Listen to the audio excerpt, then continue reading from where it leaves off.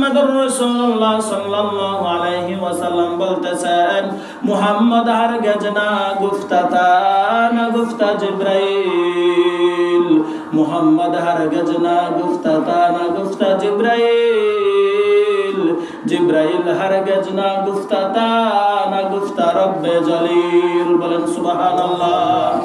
আল্লাহ নবী পয়গম্বর কি বলতেছেন? আমি আল্লাহ তাআলার পক্ষ থেকে ছাড়া, আমি আল্লাহ তাআলার হুকুম ছাড়া আমি নবী কোনো কথাই বলি না। বলেন আবারও সুবহানাল্লাহ। আল্লাহ নবী পয়গম্বর কি বলতেছেন? আমি কিন্তু আল্লাহ তাআলার পক্ষ থেকে ছাড়া, আল্লাহ তাআলার কথা ছাড়া আমি কিন্তু কোনো কথাই বলি না। আল্লাহ সুবহানাহু ওয়া তাআলা হলেন নির্ভেজাল, ওনার কথাগুলো হলেন নির্ভেজাল। আমি মুহাম্মদ সাল্লাল্লাহু আলাইহি ওয়াসাল্লাম আমিও হলাম নির্ভেজাল। জোরে বলেন আল্লাহু আকবার। আল্লাহর নবী পয়গম্বরকে এরকম আরবের বড় বড় নেতারা বলতেছে, আমরাও কিন্তু এরকম ভাবে তোমার মতো ছন্দ বানাইতে পারি, তোমার মতো কবিতা বানাইতে পারি।